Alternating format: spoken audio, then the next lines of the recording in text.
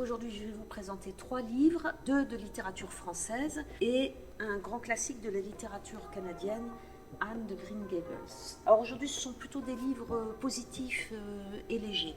Je vais commencer par La soutenance d'Anne Urbain, paru aux éditions de l'Olivier. C'est un premier roman, sans doute en grande partie autobiographique, qui raconte l'histoire d'Antoine, qui est un jeune thésard. Mais Antoine procrastine, comme on dit. Il devrait finir sa thèse, mais il se perd en recherche, il se noie dans des montagnes de notes et n'ose avouer à ses parents que sans doute il ne finira pas sa thèse. Alors ajoutez à cela un frère qui est basé à Londres, qui semble avoir parfaitement réussi sa vie, son mariage, ou peut-être pas, une petite amie, une compagne envolée en Corée où elle connaît un succès, des parents plutôt conciliants, voilà, un ensemble léger et drôle. Je ne vous révélerai pas la fin. Tout le suspense étant dans est-ce que Antoine soutiendra ou pas sa thèse. Quelques rebondissements bienvenus à la fin.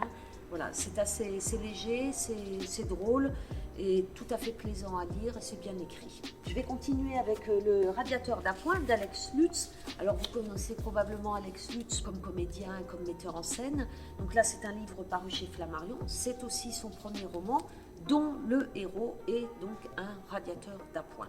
Un de ceux qu'on trouve dans les grandes surfaces qui arrivent en tête de gondole à certains moments. Un radiateur pas cher, pas très performant, voire en l'occurrence un peu dangereux. On va y croiser toute une galerie de personnages, des vendeurs agressifs, des chefs de rayon pas très sympas, une vieille dame, Françoise, qui habite à côté, qui habite dans cette zone commerciale qui fut autrefois une zone pavillonnaire, qui est restée là, qui a son chauffe-eau qui ne marche plus, alors elle va acheter un radiateur d'appoint et voilà, malheureusement pour elle. C'est à la fois triste et gai et autant d'occasions en tout cas pour Alex Lutz de mettre le doigt là où ça fait mal et de dénoncer de façon assez gentille quand même notre société de consommation. Donc pour finir, je vous propose Anne de Green Gables de Lucie Maud Montgomery, qui est un très joli livre, qui est publié là dans cette édition, aux éditions Toussaint Louverture, un beau livre avec une belle présentation, un beau papier. Il est aussi paru en poche, c'est un classique de la littérature canadienne et une grande découverte pour nous. C'est aussi adapté d'ailleurs sur Netflix à l'heure actuelle. Voilà, c'est l'histoire d'Anne, une petite orpheline qui va débarquer un jour donc à Green Gables. Elle arrive en train, Matthew vient la chercher. Alors Matthew c'est un fermier taiseux, très timide. Il vit avec sa sœur Maria à Green Gables et en fait il voulait un orphelin, pas une orpheline, un orphelin pour les aider à la ferme.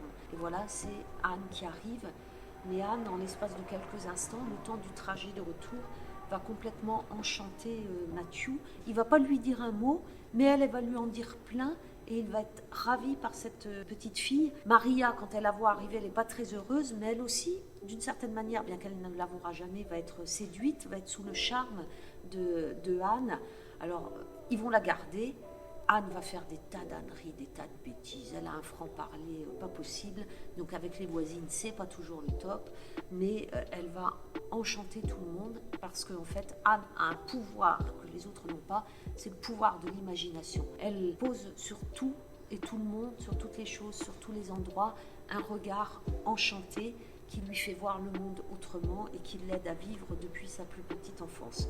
Voilà, vraiment une très très belle découverte, un livre très positif, très agréable à lire, je vous le conseille pour passer un bon moment. Voilà, et évidemment tous ces livres sont disponibles à la bibliothèque.